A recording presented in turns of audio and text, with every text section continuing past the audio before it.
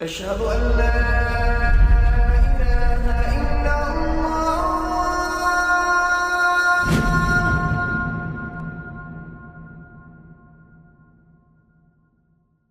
Raindrops media পরিবেশিত audio lecture series সিরাহ। এই সিরিজে আলোচিত হবে পৃথিবীর বুকে শ্রেষ্ঠতম মানুষ রাসূলুল্লাহ মুহাম্মদ সাল্লাল্লাহু আলাইহি ওয়াসাল্লামের জীবন কথা। ইন্নাল হামদুলিল্লাহ ওয়াসসালাতু ওয়াসসালামু আলা রাসূলিল্লাহ ওয়া আলা আলিহি ওয়া আসহাবিহি ওয়া সাল্লামা তাসলিমান কাসীরান মাজিদান ইলা ইয়াউমিদ্দিন, আম্মা বা'দ। সিরাহ সিরিজে আজকে আমাদের আলোচনা হলো খন্দকের যুদ্ধ। বদর আর উহুদের পর সবচেয়ে গুরুত্বপূর্ণ হলো এই খন্দক বা আহজাবের যুদ্ধ। খন্দকের যুদ্ধ ইসলামের ইতিহাস মোড় ঘুরিয়ে দেয়া একটি যুদ্ধ। এই যুদ্ধ যতটা না ছিল ঢাল তলোয়ারের যুদ্ধ, তার চাইতে বেশি ছিল স্নায়ুযুদ্ধ বা মনস্তাত্ত্বিক যুদ্ধ। এই যুদ্ধে মুসলিমদের যে সংকটের মুখোমুখি দাঁড় হতে হয় তা আর কখনো হতে হয়নি, না এর আগে না এর পরে।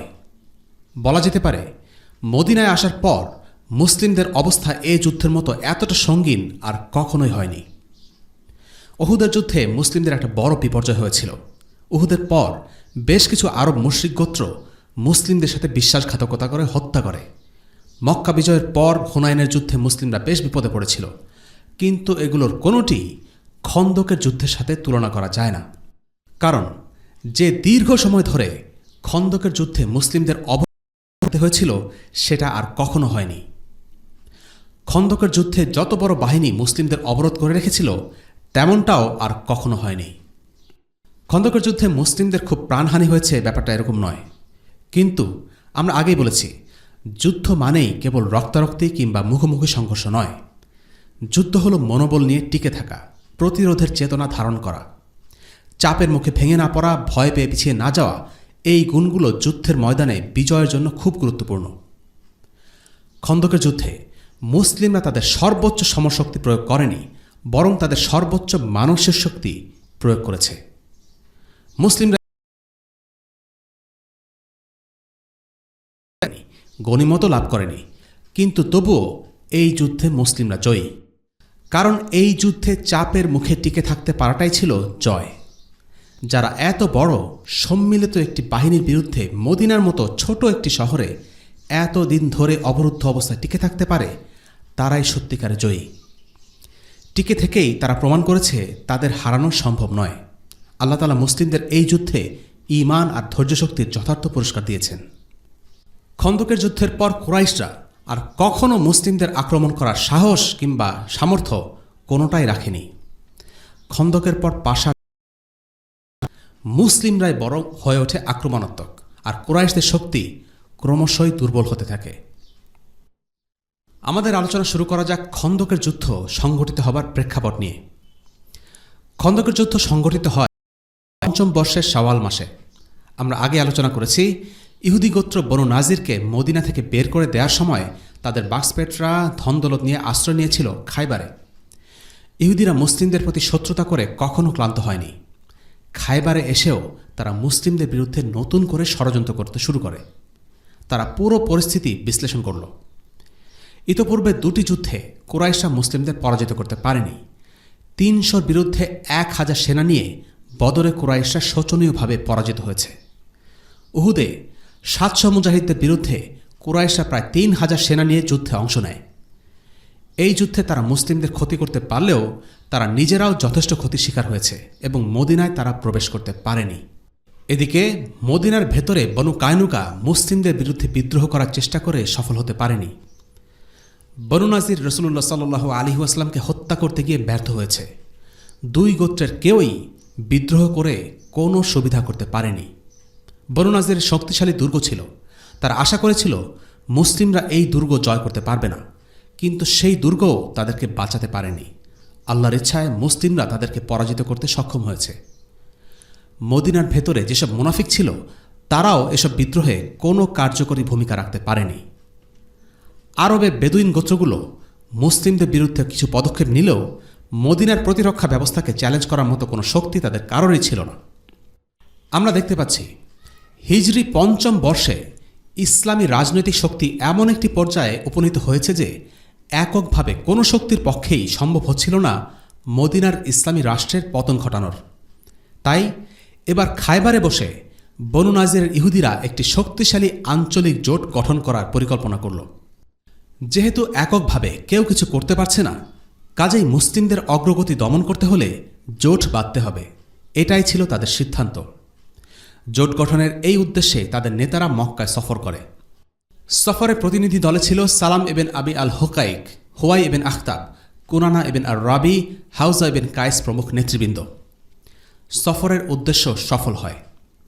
কোরাইশ, গতাফান ও তাদের আরও কিছু মিত্রশক্তি একটি সম্মিলিত সামরিক জোট গঠনের মাধ্যমে মদিনা আক্রমণের সিদ্ধান্ত নেয়। কোরাইশদের জন্য ছিল বাঁচা মরার লড়াই। ইহুদি ও কোরাইশদের সাথে মুসলিমদের বিরোধ ছিল প্রতিটি ফ্রন্টে, একাধারে ধর্মীয়, রাজনৈতিক এবং অর্থনৈতিক, সাথে সামাজিক মর্যাদা আর প্রতিপত্তির বিষয় তো আছেই। তারা জানত আজ হোক কাল হোক মুসলিমরা মক্কা দখল করবেই। শুধু মক্কা বা আরব বিশ্ব নয়, মুসলিমদের একটি বৈশ্বিক মিশন আছে। তারা তাদের আদর্শকে রাজনৈতিকভাবে প্রতিষ্ঠা করতে চায়। তাই আজকে যদি কুরাইশরা মুসলিমদের হারাতে না পারে, তবে কাল মুসলিমরা কুরাইশদের পরাজিত করবে। তবে এই যুদ্ধে গতাফান গোত্রের ব্যাপারটা ভিন্ন। তাদের এই জোটে অংশ নেবার একটাই কারণ, অর্থনৈতিক স্বার্থ। স্রেফ মদিনার গনিমতের মালে ভাগ পেলেই তারা খুশি। এই সম্মিলিত জোট সৈন্য ছিল প্রায় 10,000 বনু গতাফান এবং তাদের মিত্রশক্তি। এই মিত্রশক্তির মধ্যে অনেক ছোট ছোট গোত্র ছিল যারা টাকা পয়সা, অস্ত্র, ঘোড়া দিয়ে এই যুদ্ধে অংশ নিয়েছিল। জোটের চুক্তি অনুসারে নির্ধারণ করা হয়েছিল গতাফানের লোকেরা যুদ্ধে জিতলে তারা খায়বারের 1 বছরের খেজুর পাবে। টাকাই ছিল এই যুদ্ধে অংশ নেবার মূল উদ্দেশ্য।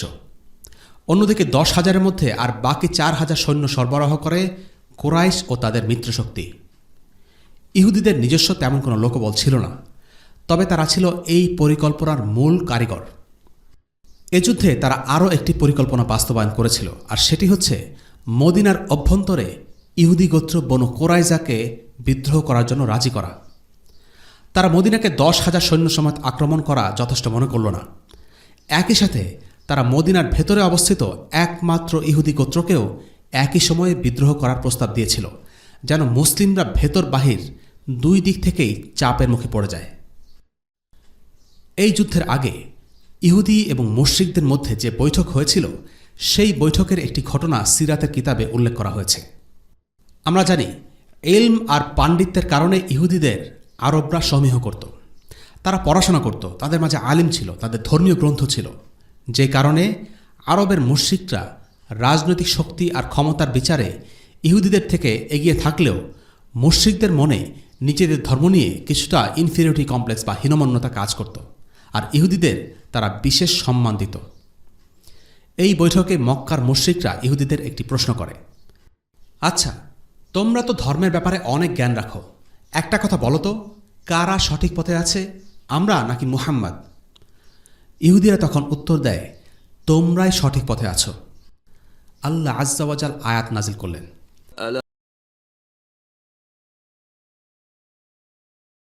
الكتاب يؤمنون بالجبت والطاغوت ويقولون للذين كفروا هؤلاء أهدى من أولئك الذين لعنهم الله ومن يلعن الله فلن تجد له نصيرا। তুমি কি তাদেরকে দেখোনি যারা কিতাবের কিছু অংশ প্রাপ্ত হয়েছে, যারা মান্য করে প্রতিমা ও শয়তানকে এবং কাফিরদেরকে বলে যে এরা মুসলমানদের তুলনায় অধিকতর সরল সঠিক পথে রয়েছে? এরা হলো সে সমস্ত লোক যাদের উপর লানত করেছেন আল্লাহ তাআলা স্বয়ং। বস্তুত আল্লাহ যার উপর লানত করেন, তুমি তার কোনো সাহায্যকারী খুঁজে পাবে না। সূরা আন-নিসা আয়াত 51 এবং 52। আকীদা বা বিশ্বাসের বিবেচনায় ইহুদি ও মুসলিমদের মধ্যে বেশ কিছু মিল রয়েছে। ইহুদিরা ভালো করে জানত মুসলিমরা মুশরিকদের সাথে তাওহীদের যোজন যোজন দূরত্ব, বিষয়টা মুশরিকরাও বুঝত, আর বুঝত বলেই তাদের মনে প্রশ্ন জেগেছিল, দুই ধর্মের মধ্যে এত মিল থাকা সত্ত্বেও ইহুদিরা কেন মুসলিমদের বিরোধিতা করছে আর মুশরিকদের পক্ষ নিচ্ছে? এর উত্তর হচ্ছে ইহুদিদের অন্তরে প্রবল হিংসা। শুধুমাত্র হিংসা, শত্রুতা আর অন্ধ বিদ্বেষে তারা মূর্তি পূজারী কুরাইশদের ধর্মকে সঠিক বলে ফতোয়া দিতেও দ্বিধাবোধ থেকে মনমতো ফতোয়া পেয়ে করে। সামরিক এই জোট গঠনের খবর আল্লাহ রসুল সাল্লাল্লাহু আলাইহি ওয়াসাল্লামের অজানা ছিল না। ইহুদিদের একটি দল খাইবার থেকে কোন উদ্দেশ্যে মক্কায় গেছে, তাদের প্রস্তাবনা কী ছিল, সেগুলো সবই আল্লাহ রসুল সাল্লাল্লাহু আলাইহি ওয়াসাল্লাম জানতে পেরেছিলেন। কেননা নবীজি সাল্লাল্লাহু আলাইহি ওয়াসাল্লামের চাচা আল আব্বাস ইবনে আব্দুল মুত্তালিব রাদিয়াল্লাহু আনহু মক্কায় থাকতেন আর মক্কার তথ্য নবীজির কাছে সরবরাহ করতেন। তিনি বদর যুদ্ধের আগে কিংবা পরে মুসলিম হয়েছিলেন, কিন্তু তার ইসলাম গ্রহণের খবর কুরাইশরা জানত না। নবীজি সাল্লাল্লাহু আলাইহি ওয়াসাল্লাম তাকে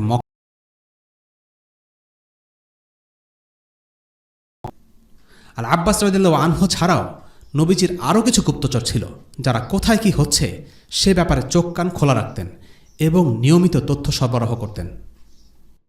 সামরিক জোটের খবর রাসূলুল্লাহ সাল্লাল্লাহু আলাইহি ওয়াসাল্লাম জানার পর জরুরি ভিত্তিতে বরাবরের মতো শুরা ডাকলেন। এই পরিস্থিতিতে করণীয় নিয়ে সাহাবীদের সাথে পরামর্শ হবে। পড়েনি। এর আগে কুরাইশ এসেছিল ৩,০০০ সৈন্য নিয়ে, এবার আসছে একটি জোট বাহিনী যাদের সংখ্যা আগের বারের চাইতে ৩ গুণেরও বেশি, ১০,০০০। রাসূলুল্লাহ সাল্লাল্লাহু আলাইহি ওয়াসাল্লাম এরকম একটি জরুরি পরিস্থিতিতে সবার সাথে পরামর্শ করে বাস্তবসম্মত বা কার্যকরী কোনো বুদ্ধি দিতে পারল না। এবার মুখ খুললেন সালমান আল ফারসি রাদিয়াল্লাহু আনহু। বহু দেশ ঘুরে অবশেষে ইসলামের দেখা পেয়েছিলেন। তিনি হঠাৎ তার দেশের কথা তুললেন, পারস্যের অভিজ্ঞতার কথা। বললেন, ইয়া আল্লাহ রসুল, আমি যখন পারস্যে ছিলাম তখন ঘোড়সওয়ারি শত্রুর আক্রমণের আশঙ্কা থাকলে পরিখা খনন করতাম। আমার মনে হয় আপনি এই পরিকল্পনাটি বিবেচনা করে দেখতে পারেন। প্রস্তাবটি শুনেই রাসূলুল্লাহ সাল্লাল্লাহু আলাইহি ওয়াসাল্লামের মনে ধরল। বাকি সাহাবীদেরও বেশ পছন্দ হলো। আরবে এই কৌশল প্রচলিত ছিল না, কিন্তু পরিস্থিতি বিবেচনায় এটি ছিল সবচেয়ে কার্যকরী কৌশল। রাসূলুল্লাহ সাল্লাল্লাহু আলাইহি ওয়াসাল্লাম দেরি না করে পরিখা বা খাদ খননের জায়গা নির্বাচন করার জন্য বের হয়ে পড়লেন। সব কিছু পর্যবেক্ষণ করার পর পরিখা খননের জন্য বেছে নিল মদিনার উত্তর দিকটা। এই দিকটাতেই শত্রুপক্ষের আক্রমণ করার সম্ভাবনা সবচাইতে বেশি। মদিনার পূর্ব ও পশ্চিম দুই দিকেই পাথুরে পাহাড়ি অঞ্চল, আর দক্ষিণে ঘন সন্নিবেশিত ঘরবাড়ি এবং কৃষিজমি। অর্থাৎ মদিনার উত্তর দিকটাই ছিল সবচাইতে অরক্ষিত। তবে মদিনার আরও একটি দিক ছিল যে অংশটা ভৌগোলিক বিবেচনায় নিরাপদ হলেও রাজনৈতিক পরিস্থিতির কারণে পুরোপুরি নিরাপদ ছিল না, আর সেটি হল মদিনার দক্ষিণ পশ্চিমাংশ, যেখানে ছিল বনু কোরাইজা গোত্রের দুর্গ। বনু কোরাইজা ছিল মদিনার শেষ ইহুদি গোত্র। তারা মুসলিমদের সাথে চুক্তিবদ্ধ ছিল যে তারা মুসলিমদের সাথে যুদ্ধ করবে না এবং বাহিরের কোনো শত্রুর সাথে জোটবদ্ধ হবে না, এবং মুসলিমদেরকে আক্রমণ করলে তারা মুসলিমদের পক্ষ নেবে। এই চুক্তি নবায়নও করা হয়েছিল। কায়নুকা এবং বনু নাজির ইতোপূর্বে বিশ্বাসঘাতকতা করেছে, তাই এই সম্ভাবনা উড়িয়ে দেয়া যাচ্ছিল না যে বনু কোরাইজাও একই কাজ করতে পারে। তাই তাদেরকে পুরোপুরি বিশ্বাস করা সম্ভব হচ্ছিল না। আলী আসলাম কিছু সাহাবীদের পাঠিয়ে দিলেন মদিনার দক্ষিণ পশ্চিম দিকটা নজরে রাখার জন্য, যেন সেদিক থেকে কোনো বিপদ না আসে। পরিখা বা খাদ খনন শুরু করার আগে রাসূল তাদেরকে বনু হারিসা দুর্গে পাঠিয়ে দেন, যেন তারা নিরাপদে থাকে। এরপর শুরু হলো পরিখা খনন। পরিখা খনন খুব কঠিন একটা কাজ। আরবের লোকদের এই কাজে কোনো অভিজ্ঞতাও নেই। সীমিত লোকবল নিয়ে অল্প সময়ের মধ্যে এই কাজ করা তো রীতিমতো অসম্ভব ব্যাপার। তার উপর সংকটের এমন মুহূর্তে শৃঙ্খলা বজায় রাখতে পারা সহজ নয়। কিন্তু রাসূলুল্লাহ সাল্লাল্লাহু আলাইহি ওয়াসাল্লামের অসাধারণ ব্যবস্থাপনায় পরিখা খননের কাজটি সহজ হয়ে গেল। সাহাবীদের 10 জনের ছোট ছোট দলে ভাগ করে দিলেন। প্রতিটি দলের দায়িত্ব ছিল 40 হাত খনন করা। এভাবে করে পুরো উত্তর দিক জুড়ে নিয়োজিত হল প্রায় অনেকগুলো দল।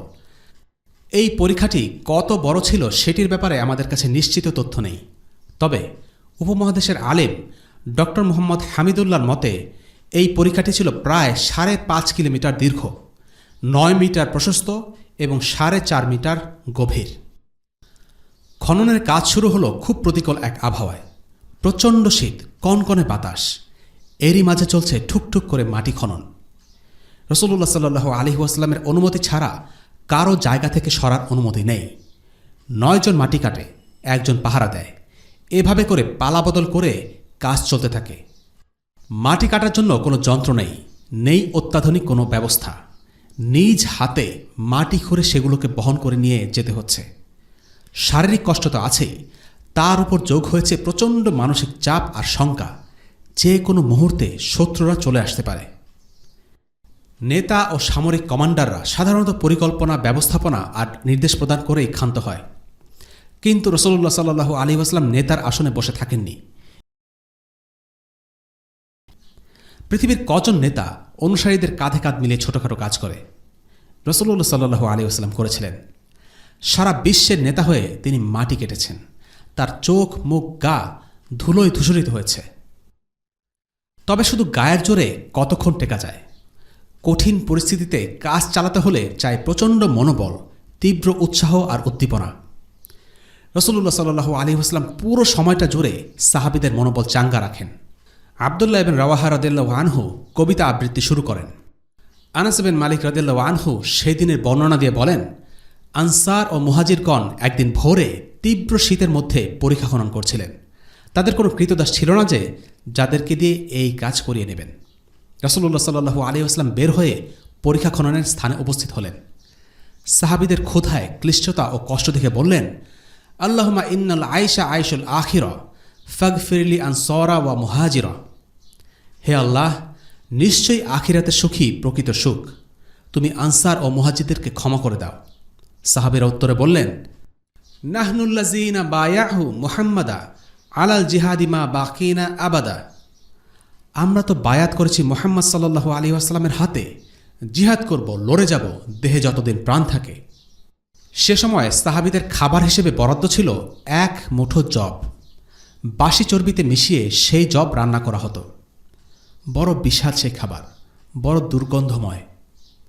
সহিহ বুখারীতে বারা ইবনে আযির রাদিয়াল্লাহু আনহু থেকে বর্ণিত, তিনি বলেন, আমি রাসূলুল্লাহ সাল্লাল্লাহু আলাইহি ওয়াসাল্লামকে খন্দকের মাটি বহনরত অবস্থায় দেখেছি।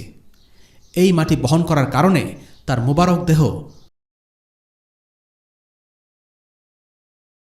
আনহু একটি কবিতা আবৃত্তি করলেন। সেটি হল, হে আল্লাহ, তোমার অনুগ্রহ ছাড়া আমরা হিদায়াত পেতাম না, সাদাকা করতাম না, সালাত আদায় করতাম না। কাজেই তুমি আমাদের উপর শান্তি বর্ষণ করো, কাফেরদের মোকাবেলায় আমাদের দৃঢ় রেখো।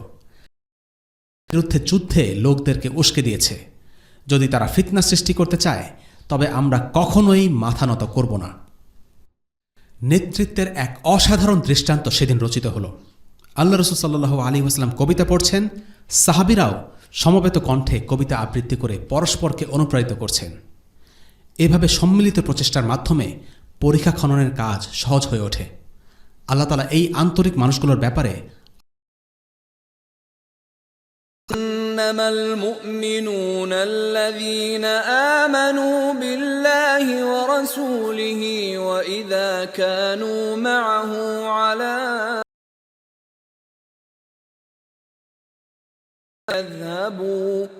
لم يذهبوا حتى يستأذنوا الذين يستأذنونك أولئك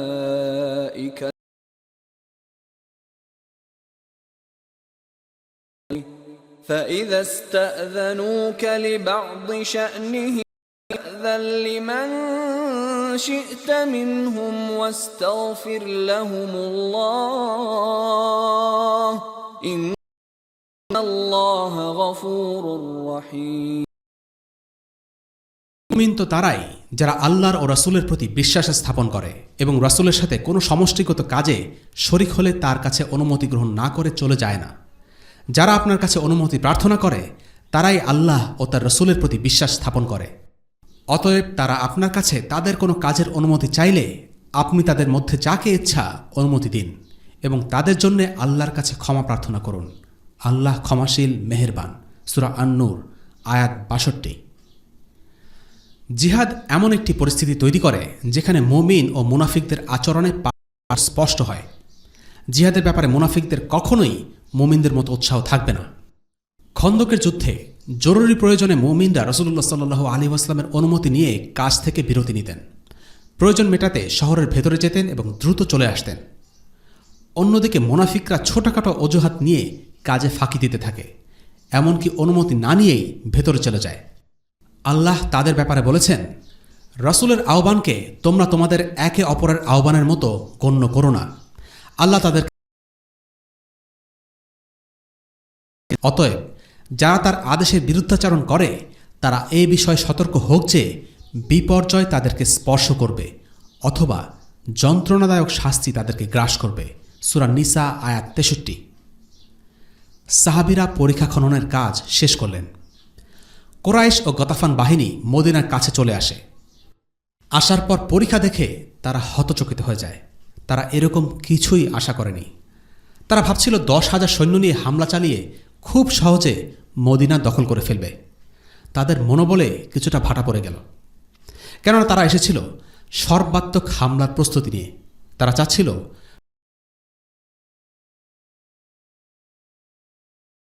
অবরোধ করে মদিনার পতন ঘটানোর কোনো উদ্দেশ্য তাদের ছিল না। কিন্তু যেহেতু মুসলিমরা ইতোমধ্যেই পরীক্ষা খনন করে ফেলেছে, তাই তারা মদিনা অবরোধ করার সিদ্ধান্ত নিল। অন্যান্য যুদ্ধের মতো এই যুদ্ধেও দ্বন্দ্বযুদ্ধের ঘটনা ঘটেছিল, অর্থাৎ দুইজন যোদ্ধা প্রথমে যুদ্ধ করবে। কাফেরদের একটি ছোট্ট দল পরীক্ষার একটি সংকীর্ণ অংশ পার হতে সক্ষম হয়, কিন্তু আলী রাদিয়াল্লাহু আনহু এবং কয়েকজন সাহাবী তাদেরকে আটকে দেন। তখন আমর ইবনে আব্দুল উদ দ্বন্দ্বযুদ্ধের আহ্বান জানায়। আমর ইবনে আব্দুল উদ ছিল কুরাইশদের এক জনপ্রিয় বীর যোদ্ধা। সে মুসলিমদের উদ্দেশ্যে দ্বৈত যুদ্ধের জন্য চ্যালেঞ্জ করে, কে আছে আমার সাথে লড়বে? আলী রাদিয়াল্লাহু আনহু এগিয়ে গেলেন। রাসূলুল্লাহ সাল্লাল্লাহু আলাইহি ওয়াসাল্লামকে বললেন, আমি যেতে চাই আল্লাহ রসুল। রাসূলুল্লাহ বললেন, তুমি যেও না, ও হলো আমর ইবনে আব্দুল উদ।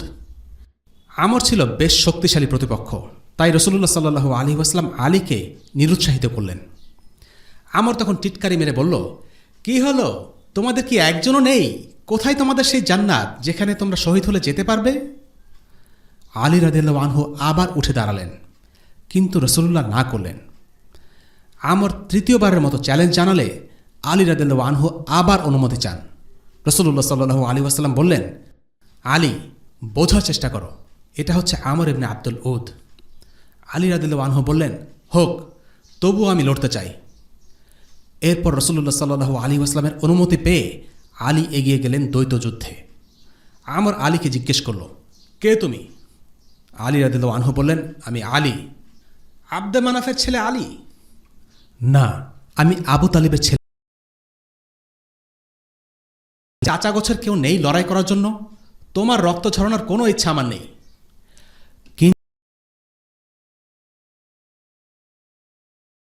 আমর খেপে গিয়ে আলীর ঢালে প্রচণ্ড জোরে আঘাত করল। সেই আঘাতে আলীর ঢাল ভেঙে মাথায় আঘাত পেয়ে যান। আমরের তলোয়ার আলীর ঢালে আটকে যায়। আলী তখন আমরের ঘাড়ে তলোয়ার দিয়ে আঘাত করে তাকে হত্যা করে ফেলেন। খন্দকের যুদ্ধে বদর কিংবা উহুদের মতো ময়দানে সরাসরি যুদ্ধ হয়নি, কিন্তু অনেকগুলো ছোট ছোট খণ্ডযুদ্ধ হয়। জোটবাহিনী বিভিন্নভাবে মদিনায় ঢুকে পড়ার চেষ্টা চালায়, কিন্তু শেষ পর্যন্ত সেটা তারা করতে পারেনি। দিনের কোনো কোনো সময়ে লড়াই খুবই তীব্র হয়ে উঠত, যেমন অবরোধের দ্বিতীয় দিনে সকাল থেকে মাঝরাত পর্যন্ত যুদ্ধ চলে। সেদিন এতটাই তীব্র লড়াই হয়েছিল যে মুসলিমদের পরপর ৪ ওয়াক্তের সালাত ছুটে যায়। সহিহাইন অর্থাৎ বুখারী ও মুসলিমে জাবির বিন আব্দুল্লাহ রাদিয়াল্লাহু আনহু থেকে বর্ণিত আছে যে খন্দকের দিন ওমর ইবনুল খাত্তাব রাদিয়াল্লাহু আনহু আগমন করলেন এবং কাফিরদের সম্পর্কে কিছু ভালোমন্দ কথা বলার পর সূর্য অস্ত যাবার সময় খুব কষ্টে সালাত আদায় করতে সক্ষম হয়েছি। রাসূলুল্লাহ সাল্লাল্লাহু আলাইহি ওয়াসাল্লাম বললেন, ওয়া আনা ওয়াল্লাহি মা সলাইতুহা, অর্থাৎ আল্লাহর কসম আমি এখনও সালাত আদায় করতে পারিনি। এরপর আমরা নবী করিম সাল্লাল্লাহু আলাইহি ওয়াসাল্লামের সঙ্গে বুহতান নামক স্থানে অবতরণ করি। রাসূলুল্লাহ সাল্লাল্লাহু আলাইহি ওয়াসাল্লাম সেখানে ওযু করেন এবং আমরাও ওযু করি। অতঃপর তিনি আসরের সালাত আদায় করেন। এটি ছিল সূর্য অস্ত যাবার পরের কথা। এরপর মাগরিবের সালাত আদায় করা হয়। নির্দিষ্ট সময়ে এই সালাত আদায় করতে না পারার কারণে রাসূলুল্লাহ সাল্লাল্লাহু আলাইহি ওয়াসাল্লাম এতটাই মর্মাহত হয়েছিলেন যে মুশরিক দোয়া করেছিলেন। সহিহ বুখারীতে আলী রাদিয়াল্লাহু আনহুর রিওয়ায়াতে বর্ণিত আছে যে খন্দকের দিন রাসূলুল্লাহ সাল্লাল্লাহু আলাইহি ওয়াসাল্লাম বললেন, হে আল্লাহ, ওই সকল মুশরিকের বাড়িঘর ও কবর এমনভাবে আগুনে পরিপূর্ণ সালাতে উস্তা বা মধ্যবর্তী সালাত আদায় করা থেকে বিরত রেখেছে এবং এভাবে সূর্য অস্তমিত হয়ে গেছে। এই অবরোধ স্থায়ী হয়েছিল ২৭ দিন। জোট বাহিনী কখনো ঘোড়ার মাধ্যমে পরীক্ষা পার হবার চেষ্টা করছিল, কখনো বা তীর ছুড়ে আরিকা নামের এক সৈনিকের তীরের আঘাতে আনসারদের নেতা সাআদ বিন মুআয রাদিয়াল্লাহু আনহু আহত হন। কিন্তু সামগ্রিকভাবে তারা তেমন সুবিধা করতে পারছিল না। ইকরিমা বিন আবু জাহেল তার বাহিনী নিয়ে একবার পরীক্ষার অনেকখানি অতিক্রম করে ফেলে, কিন্তু মুসলিম বাহিনী সাফল্যের সাথে তাদের পিছু হটিয়ে দেয়। পায়ে হেঁটে পরীক্ষার মাঝে নেমে আসার যথেষ্ট লোকবল জোট বাহিনীর থাকলেও সম্ভাবনা ছিল যে মুসলিমরা তাদের উপরে তীর আর পাথর ছুঁড়ে তাদের আটকে দেবে, আর তারা তখন ব্যাপকভাবে ক্ষতিগ্রস্ত হবে। আর অশ্ববাহিনীকে পেছনে রেখে কোনোভাবে পায়ে হেঁটে মদিনা আসতে পারলেও সম্মুখ যুদ্ধে মুসলিম বাহিনীর সাথে তারা পেরে উঠবে না, তাই তারা সেই পরিকল্পনা বাদ দেয়। এভাবে অবরোধ জারি রেখে সামরিক জোট কাঙ্ক্ষিত ফল লাভে ব্যর্থ হয়। এদিকে দিনের পর দিন মুসলিমরাও ক্লান্ত হয়ে পড়ছিলেন। মদিনা অবরোধ করে রাখার জন্য প্রয়োজনীয় রসদ জোট বাহিনী ছিল না। যেহেতু ঘোড়ায় করে পরীক্ষা পার হওয়া সম্ভব হচ্ছিল না, আবার পায়ে হেঁটেও পরীক্ষা পার হওয়া ছিল খুবই ঝুঁকিপূর্ণ, তাই তারা নতুন এক কৌশল অবলম্বন করে, আর তা হল তারা মদিনার অভ্যন্তরে বনু কোরাইজাকে দিয়ে মদিনার বিরুদ্ধে বিদ্রোহ করানোর পরিকল্পনা করে, যেন মুসলিমদের ওপর ভেতর বাহিরে দুই দিক থেকে আরও চাপ দেওয়া যায় এবং এক পর্যায়ে মুসলিমদের নিরাপত্তা ব্যবস্থা ভেঙে পড়ে। এ উদ্দেশ্যে বনু নাজিরের নেতা হুয়াই বিন আখতাব বনু কোরাইজার নেতা কাব ইবনে আসাদের সাথে দেখা করতে যায়। হুয়াইকে দূর থেকে দেখে তার মতলব আঁচ করতে পেরে কাব দরজা বন্ধ করে দেয়। কাব বুঝতে পারছিল হুয়াই নিশ্চয়ই কোনো একটা কুপ্রস্তাব নিয়ে এসেছে। সে সেসব শুনতেই চাচ্ছিল না, কিন্তু হুয়াই দরজার কড়া নাড়তে থাকে। নাড়তে নাড়তে বলে, কাব, তোমার কি হলো? দরজা খোলো কাব। কাব বলে, তুমি আস্ত একটা অলক্ষণে লোক। মুহাম্মাদের সাথে আমার চুক্তি আছে, আমি সেই চুক্তি কিছুতেই ভাঙব না। সে সবসময় ওয়াদা রক্ষা করে আসছে, কখনো বিশ্বাসঘাতকতা করেনি। তুমি আমাকে এসবের মাঝে টেনো না। হুয়াই বলল, আরে ধ্যাত্তারি, আগে তুমি দরজাটা খোলো তো, তোমার সাথে আমার কথা আছে। না ভাই, আমি দরজা খুলতে পারবো না, কাব বলল। হুয়াই তখন কাবকে কিছুটা খেপিয়ে তোলার জন্য বলল, হ্যাঁ হ্যাঁ বুঝেছি, তোমার খাবারে আমি ভাগ বসাবো, সেই ভয়েই তুমি দরজা খুলছ না। এবং এই কথায় কাজ হলো। শয়তান মানুষকে কথা দিয়ে খেপায়, উত্তেজিত করে তোলে, বিবেক বুদ্ধিকে চাপা দেয়। এখানেও তাই হলো। কথাটা কাবের খুব গায়ে লাগলো। সে খেপে গেল। নিজের মান সম্মান রাখতে দরজা খুলে দিয়ে হুয়াইকে ভেতরে আসতে দিল। হুয়াই খুব নাটকীয় ভঙ্গিতে বলল, কাব, তোমার জন্য আমি এসেছি বিরল সম্মান আর অতল সাগরের সন্ধান নিয়ে, আর আমার সাথে তুমি এই আচরণ করছো? তুমি কি জানো আমি কুরাইশদের সব নেতৃস্থানীয় লোকদের নিয়ে এসেছি? রুমার স্রোত সংযোগস্থলে তাদের মোতায়েন করেছি। গতফানের নেতা আর লোকদেরও নিয়ে এসেছি। তারা আছে উহুদের পাদদেশের নাকমা পাহাড়ে। ওরা আমার সাথে অঙ্গীকার করেছে মুহাম্মদ আর তার দলবলকে উৎখাত না করে তারা এবার ছাড়বে না। কাবও খুব কাব্যিক ভাষায় উত্তর দিল, বলল, না, তুমি কোনো খুশির খবর আনোনি হুয়াই। তুমি এনেছো আমার জন্য লাঞ্ছনা আর অপমানের খবর। তুমি এনেছো এক পানিশূন্য মেঘ, যা শুধু চমকে আর গর্জে, বর্ষে না মোটেও। তুমি আমাকে এর মধ্যে টেনো না, আমি এসবের মাঝে নেই। বনু কোরাইজের নেতা কাব ইবনে আসআদ এই ষড়যন্ত্রে যোগ দিতে চাচ্ছিল না, কিন্তু বনু নাজিরের নেতা হুয়াই বিন আখতাব তাকে ক্রমাগত ফুসলাতে লাগল। এক পর্যায়ে কাব কিছুটা নরম হল।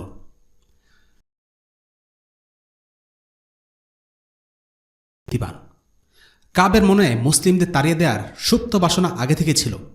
যেহেতু এর আগে বনু কায়নুকা আর বনু নাজির ইসলামী রাষ্ট্রের বিরুদ্ধে বিদ্রোহ করে ব্যর্থ হচ্ছে এবং তাদেরকে বের করে দেওয়া হয়েছে, তাই এবার ঝুঁকি নিতে সাহস করছিল না। হুয়াই সে পালাবে না, সে বনু কোরাইজার সাথে থেকে যাবে এবং বনু কোরাইজার ভাগ্য বরণ করবে।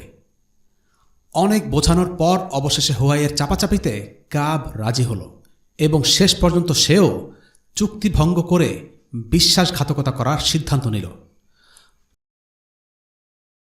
প্রিয় শত্রু বনু কুরাইজা। রাসূলুল্লাহ সাল্লাল্লাহু আলাইহি ওয়াসাল্লাম বিষয়টি টের পেলেন। তিনি আজ করতে পারলেন বনু কুরাইজা খারাপ কিছু একটা পরিকল্পনা করছে, কিন্তু তিনি নিশ্চিত ছিলেন না। তাই এই খবরের সত্যতা যাচাই করার জন্য কাউকে পাঠাতে চাইলেন এবং সাহাবাদের উদ্দেশ্যে বললেন, কে আছে আমাকে বনু কুরাইজা সম্বন্ধে খবর এনে দেবে। সময়টা ছিল মাঝরাত। কেউ কোনো উত্তর দিল না, একমাত্র আজ-জুবাইর ইবনুল আওয়াম রাদিয়াল্লাহু আনহু ছাড়া। তিনি বললেন, আনা ইয়া রাসূলুল্লাহ, অর্থাৎ আমি রাসূলুল্লাহ। এরপর তিনি আবারও একই প্রশ্ন করলেন, কে আছে আমাকে বনু কুরাইজা সম্বন্ধে খবর এনে দেবে। এবারও সবাই চুপ এবং জুবাইর ইবনুল আওয়াম আবারও বললেন, আনা ইয়া রাসূলুল্লাহ, অর্থাৎ আমি হে রাসূলুল্লাহ। রাসূলুল্লাহ চাচ্ছিলেন অন্য কেউ যাক এবং এর জন্য তৃতীয়বার আবারও জিজ্ঞেস করলেন। এবারও আজ-জুবাইর ছাড়া কেউ উত্তর দিলেন না।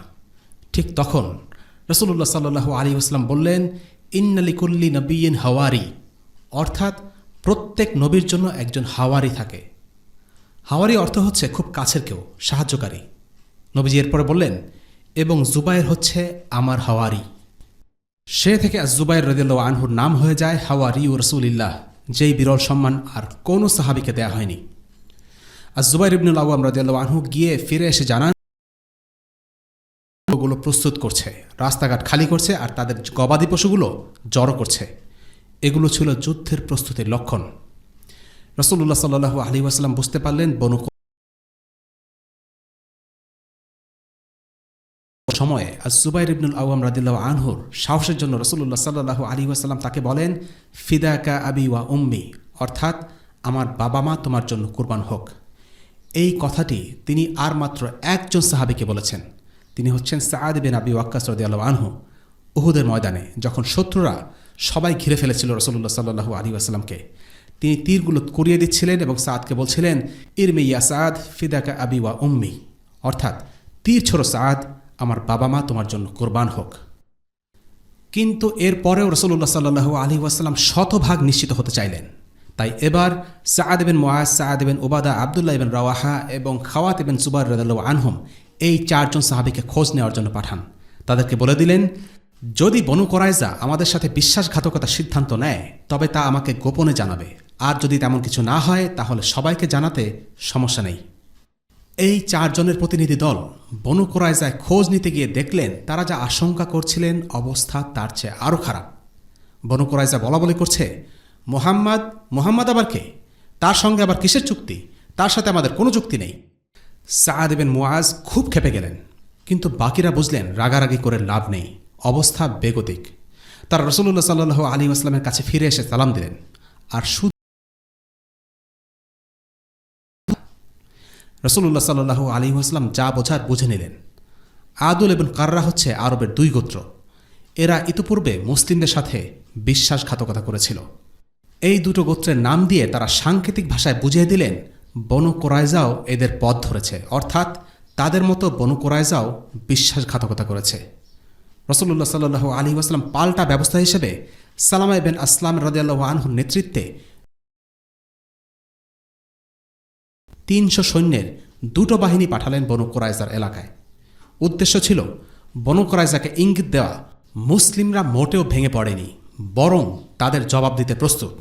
তারা জোরে জোরে বলতে লাগলেন, আল্লাহু আকবার, যেন তাদের অন্তরে ভয়ের সঞ্চার হয়। ইতোমধ্যে জোটের প্রতি নিজেদের সমর্থন ব্যক্ত করতে বনু কুরাইজা 20টি উট বোঝাই খাদ্যদ্রব্য জোট বাহিনীর কাছে পাঠানোর চেষ্টা করে, কিন্তু মুসলিমরা সেগুলো আটক করে। ইবন ইসহাকের বর্ণনা সূত্রে জানা যায় যে সাফিয়া বিনতে আব্দুল মুত্তালিব রাদিয়াল্লাহু আনহা হাসসান ইবন সাবিত রাদিয়াল্লাহু আনহুর ফারে নামক দুর্গের মধ্যে অবস্থান করছিলেন। মহিলা এবং শিশুদের সঙ্গে হাসসানও সেখানে ছিলেন। সাফিয়া বললেন, আমাদের নিকটবর্তী স্থান দিয়ে একজন ইহুদি গমন করল এবং দুর্গের চারদিকে ঘোরাফেরা করতে লাগল। এটি হচ্ছে সেই সময়ের ঘটনা যখন বনু কুরাইজা রাসূলুল্লাহ সাল্লাল্লাহু আলাইহি ওয়াসাল্লামের সঙ্গে সম্পাদিত অঙ্গীকার ভঙ্গ করে চুক্তির শর্তাবলী থেকে নিজেদের মুক্ত করে নিয়েছিল। আর আমাদের এবং তাদের মধ্যে এমন কেউই ছিল না যে তাদের আক্রমণ প্রতিরোধ করতে পারে। রাসূলুল্লাহ সাল্লাল্লাহু আলাইহি ওয়াসাল্লাম মুসলিমগণকে নিয়ে শত্রুদের মোকাবেলায় ব্যস্ত ছিলেন, আমাদের নিকট আসতে পারতেন না। এজন্য আমি বললাম, হে হাসান, আপনি তো দেখতে পাচ্ছেন এই ইহুদি আমাদের দুর্গের চারদিকে ঘোরাফেরা করছে। আল্লাহর কসম, আমি আশঙ্কা করছি যে এই ব্যক্তি অন্যান্য ইহুদিদেরকে আমাদের দুর্বলতা সম্পর্কে সচেতন করে দেবে। এদিকে রাসূলুল্লাহ সাল্লাল্লাহু আলাইহি ওয়াসাল্লাম ও সাহাবায়ে কেরাম শত্রুর মোকাবেলায় এতটাই ব্যস্ত রয়েছেন যে তারা আমাদের সাহায্যার্থে এগিয়ে আসতে পারবেন না। সুতরাং আপনি তাকে গিয়ে হত্যা করে আসুন। উত্তরে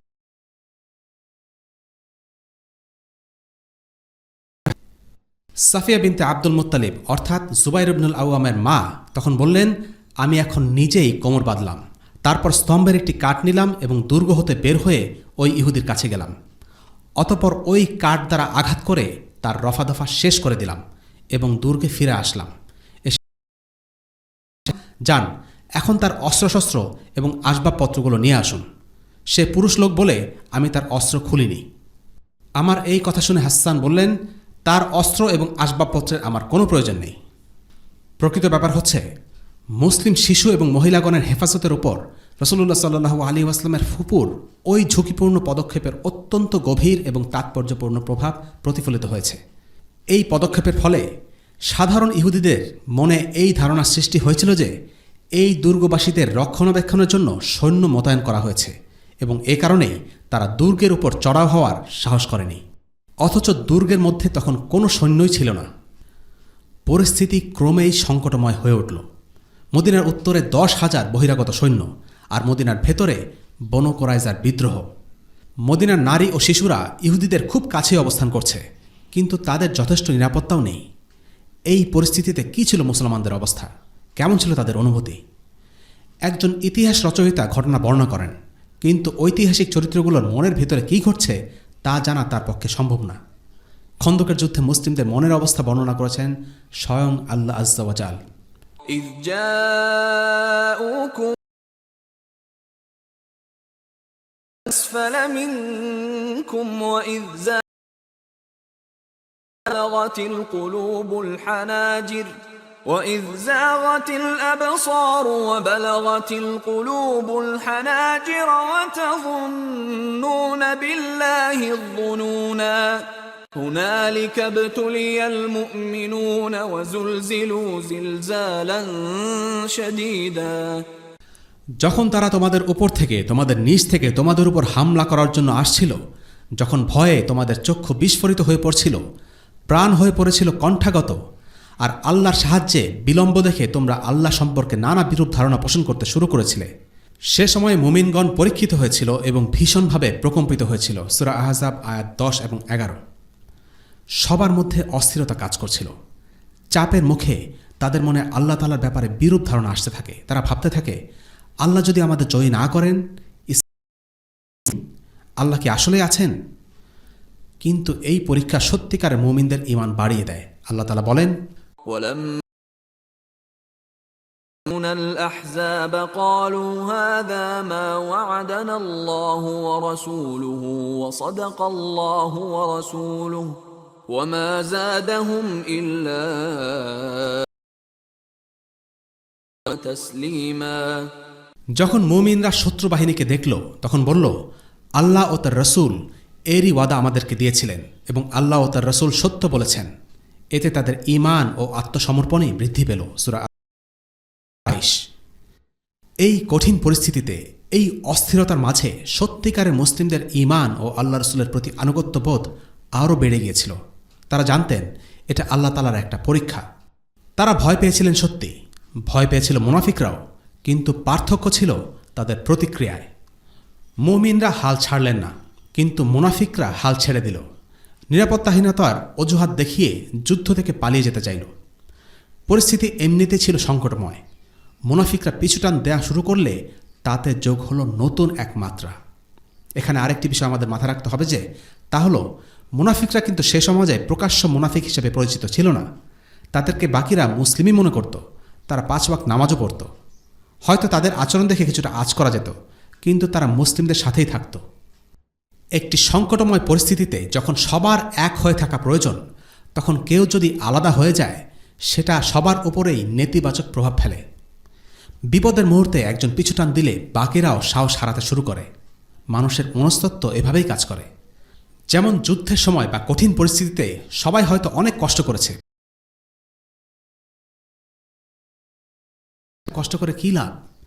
তখন এই ধরনের কথা সবার উপরে বিরূপ প্রতিক্রিয়া সৃষ্টি করে, কাজের উদ্যম নষ্ট করে দেয়। এখানেও এমনটি হচ্ছিল। কিছু মুসলিম যারা ভেতরে ছিল মুনাফিক, তারা নানান অজুহাত দেখিয়ে যুদ্ধক্ষেত্র ছেড়ে চলে যেতে চাইছিল। মুআত্তাব ইবনে কুশাইর নামের এক মুনাফিক রাগ ঢাক না রেখেই বলল, মুহাম্মদ তো আমাদের কিসরা আর সিজারের ধনদৌলতে স্বপ্ন দেখিয়েছিল, আর এখন পরিস্থিতি এমন যে শান্তিতে পায়খানায় যাব সেই অবস্থাও নেই। কেউ কেউ এসে বলল, আমাদের ঘরবাড়ি তো অনিরাপদ অবস্থায় পড়ে আছে, আমাদেরকে যেতে দিন, আমরা চলে যাই। বিশ্বাসঘাতকতা, দোষারোপ ও নিন্দা করা, এগুলো হচ্ছে মুনাফিকদের ট্রেডমার্ক। সামান্য বিপদে পড়লে তারা ভেঙে পড়ে, হাল ছেড়ে দেয়, শত্রুদের কাছে গিয়ে আশ্রয় চায় এবং মুজাহিদদের দোষারোপ। আচরণ ও প্রতিক্রিয়া কেমন ছিল তা আল্লাহ তাআলা বর্ণনা করেছেন। وَإِذْ قَالَتْ طَائِفَةٌ يَا أَهْلَ يَثْرِبَ لَا مُقَامَ لَكُمْ فَارْجِعُوا وَيَسْتَأْذِنُ فَرِيقٌ مِّنْهُمُ النَّبِيَّ يَقُولُونَ إِنَّ بُيُوتَنَا عَوْرَةٌ وَمَا هِيَ بِعَوْرَةٍ إِن يُرِيدُونَ إِلَّا فِرَارًا। আর এবং যাদের অন্তরে রোগ আছে তারা বলছিল, আল্লাহ ও তার রসূল আমাদের তা ধোঁকা ছাড়া আর কিছুই নয়। এবং যখন তাদের একদল বলেছিল, হে ইয়াসরিববাসী, দাঁড়াবার মতো কোনো আর জায়গা নেই, কাজেই তোমরা ফিরে চলো, তাদের একটি অংশ তোমাদের কাছে এই বলে অনুমতি চাইছিল যে, অথচ সেগুলো অরক্ষিত ছিল না, পলায়ন করাই ছিল তাদের ইচ্ছা। সূরা আহজাব আয়াত 13। মুনাফিকরা বলছিল তাদের ঘরবাড়িগুলো ছিল অরক্ষিত, তাদের বাড়ি যেতে হবে। কিন্তু আল্লাহ বলছেন তাদের ঘরবাড়ি মোটেও অরক্ষিত ছিল না, বরং তারা আসলে যুদ্ধক্ষেত্র থেকে পালিয়ে যেতে চাইছিল, আর তাই নানা রকম অজুহাত পেশ করছিল। পরের আয়াতে আল্লাহ তাআলা বলেন, ولو دخلت سئلوا الفتنة لآتوها وما تلبثوا بها إلا يسيرا ولقد كانوا عاهدوا الله من قبل لا يولون الأدبار وكان عهد الله مسؤولا قل لن ينفعكم الفرار إن فررتم لا تمتعون إلا قليلا।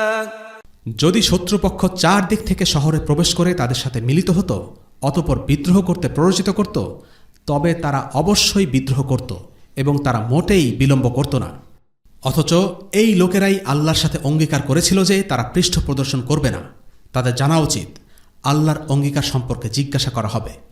তোমরা যদি মৃত্যু অথবা হত্যা থেকে পলায়ন করতে চাও, তবে এই পলায়ন তোমাদের কোনো কাজে আসবে না, তখন তোমাদেরকে সামান্যই ভোগ করতে দেয়া হবে। সূরা আহজাব আয়াত 14-16। আল্লাহ বলছেন এই মুনাফিকদের বিশ্বাস কতটা অনড়বড়ে ছিল। আল্লাহ তাআলা বলছেন, যদি কাফিররা কোনোভাবে মদিনা দখল করে ফেলতো আর বলতো তোমরা ইসলাম ত্যাগ করো, তাহলে এই মুনাফিকরা তৎক্ষণাৎ সেটাই করত। এরপর আল্লাহ তাদের স্মরণ করিয়ে দিচ্ছেন তাদের একটি অঙ্গীকারের কথা। তারা অঙ্গীকার করেছিল যে তারা যুদ্ধক্ষেত্র থেকে কখনোই ত্যাগ করে পালিয়ে যাবে না।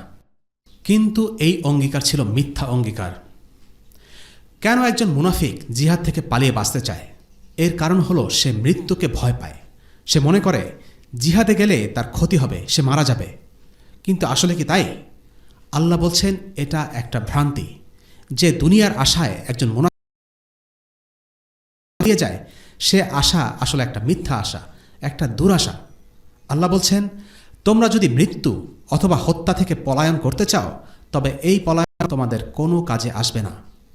একজন মুনাফিক মনে করে সে যদি জিহাদে অংশ না নেয়, তাহলে সে দুনিয়ার জীবন আরাম আয়েশের সাথে ভোগ করবে। কিন্তু আল্লাহ বলছেন ভিন্ন কথা, তখন তোমাদেরকে সামান্যই ভোগ করতে দেয়া হবে। এরপর আয়াতে আল্লাহ তাআলা বলেন,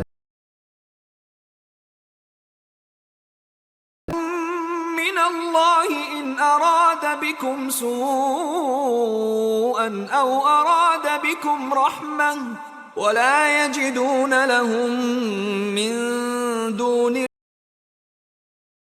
ولا نصيرا। বলুন, কে তোমাদের আল্লাহ থেকে রক্ষা করবে যদি তিনি তোমাদের অমঙ্গল ইচ্ছা করেন অথবা তোমাদের প্রতি অনুকম্পার ইচ্ছা করেন? তারা আল্লাহ ছাড়া নিজেদের কোনো অভিভাবক ও সাহায্যকারী পাবে না। সূরা আহজাব আয়াত 17। এই আয়াতগুলোর মাধ্যমে আল্লাহ তাআলা একটা চির বাস্তবতা আমাদের সামনে তুলে ধরেছেন, আর তা হলো এই বিশ্বজগতের মালিক হলেন আল্লাহ। তার হাতে সমস্ত ক্ষমতা, সমস্ত শক্তি। তিনি যদি কাউকে রক্ষা করতে চান, কেউ তার কোনো ক্ষতি করতে পারবে না। আর তিনি যদি কাউকে সাহায্য করতে চান, তাহলে সমস্ত বিশ্ব মিলেও তাকে কিছুই করতে পারবে না। এরপর المعوقين منكم والقائلين لإخوانهم لا يأتون البأس إلا قليلا أشحة عليكم فإذا جاء الخوف رأيتهم ينظرون إليك تدور أعينهم من الموت فإذا ذهب الخوف سلقوكم على الخير أولئك لم يؤمنوا فأحبط الله أعمالهم كان ذلك على الله يسيرا আল্লাহ খুব জানেন তোমাদের মধ্যে কারা অন্যদের যুদ্ধে যেতে বাধা দেয় এবং তাদের ভাইদের বলে আমাদের কাছে এসো। ওদের অল্প সংখ্যক লোকই যুদ্ধ করে। তোমাদের বিজয়ে তারা কুণ্ঠিত বোধ করে। যখন বিপদ আসে তখন আপনি দেখবেন মৃত্যু ভয়ে অচেতন ব্যক্তির মতো চোখ উল্টিয়ে তারা আপনার প্রতি তাকায়। এরপর যখন বিপদ টলে যায় তখন তারা গনিমতের আশায় তোমাদের সাথে বাকচাতুরি করা শুরু করে। তারা মুমিন নয়, তাই আল্লাহ তাদের কর্মসমূহ নিষ্ফল করে দিয়েছেন। এটা আল্লাহর জন্য সহজ। সূরা আহজাব আয়াত 18 এবং 19। আল্লাহ বলছেন তিনি জানেন কারা মুনাফিক। তিনি জানেন কারা মানুষকে জিহাদের দিকে অনুৎসাহিত করে বলে জিহাদ ছেড়ে দাও, আমাদের সাথে থাকো, আরামে দিন কাটাও, ঝামেলায় জড়িও না।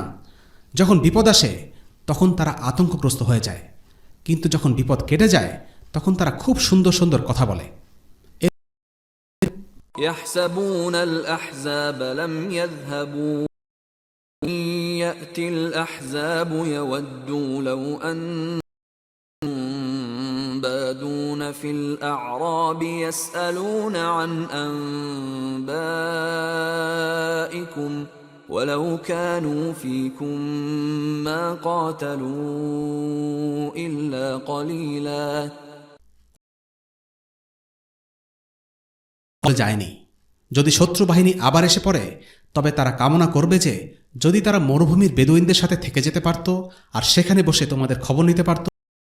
যদিও ওরা এখনও তোমাদের মধ্যে আছে, কিন্তু এরা খুব কমই যুদ্ধে অংশ নেয়। সূরা আহজাব আয়াত 20।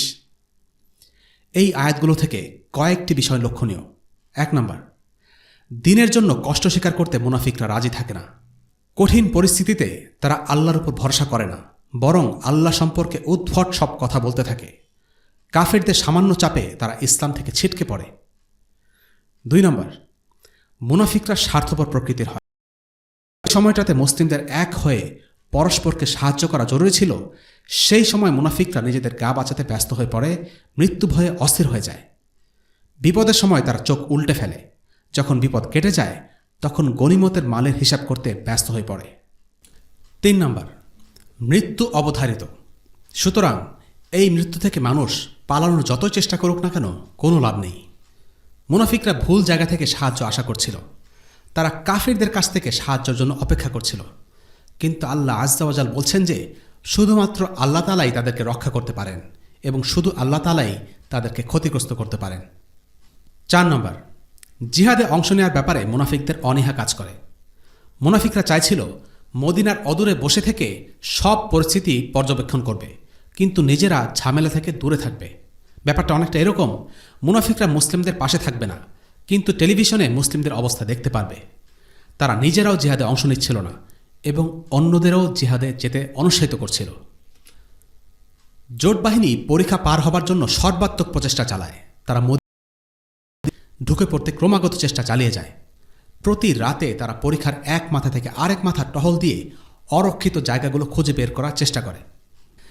একবার খালিদ ইবনুল ওয়ালিদ তার ঘোড়সাওয়ারি দল নিয়ে পরীক্ষা অতিক্রম করার চেষ্টা করে, কিন্তু তাদেরকে থামিয়ে দেন উসাইদ ইবনে হুদাইরের 200 সেনার একটি দল। সেই খণ্ডযুদ্ধে তুফাইল ইবনে আন-নুমান শহীদ হন। তাকে বর্ষা ছুঁড়ে হত্যা করে হামজা রাদিয়াল্লাহু আনহুর হত্যাকারী ওয়াহশী। এই যুদ্ধে হাব্বান ইবনে আল আরিকার তীরের আঘাতে সাদ ইবনে মুআজ রাদিয়াল্লাহু আনহু আহত হন। এমনকি জোট বাহিনীর একটি দল একবার রাসূলুল্লাহ সাল্লাল্লাহু আলাইহি ওয়াসাল্লামের হেডকোয়ার্টারে হামলা চালানোর চেষ্টা করে। মুসলিমরা তাদের বিরুদ্ধে সারা রাত যুদ্ধ করে। তাদের সামাল দেওয়ার জন্য মুসলিমরা এতটাই ব্যস্ত হয়ে পড়েন যে তাদের আসরের সালাত ছুটে যায়। রাসূলুল্লাহ সাল্লাল্লাহু আলাইহি ওয়াসাল্লামেরও আসরের সালাত ছুটে যায়। এভাবে হামলা পাল্টা হামলা প্রতিরোধ এসব নিয়ে কেটে যায় প্রায় 20টি দিন। এভাবে খন্দকের যুদ্ধে একটি অচল অবস্থা সৃষ্টি হল। দুই বাহিনীর কেউই কাউকে পরাস্ত করতে পারছে না। বনু কুরাইজাকে সামাল দেওয়ার জন্য রাসূলুল্লাহ সাল্লাল্লাহু আলাইহি ওয়াসাল্লাম সেনাবাহিনীর একটি অংশকে নারী ও শিশুরা যেই দুর্গে অবস্থান করছিল সেখানে পাঠিয়ে দিলেন, যেন ইহুদিরা কোনো ক্ষতি না করতে পারে। কিন্তু সেটা অচল অবস্থা নিরসনের জন্য যথেষ্ট ছিল না। কোনো সামরিক পদক্ষেপ বা কৌশল এই অবস্থার কোনো পরিবর্তন ঘটাতে সক্ষম হচ্ছিল না।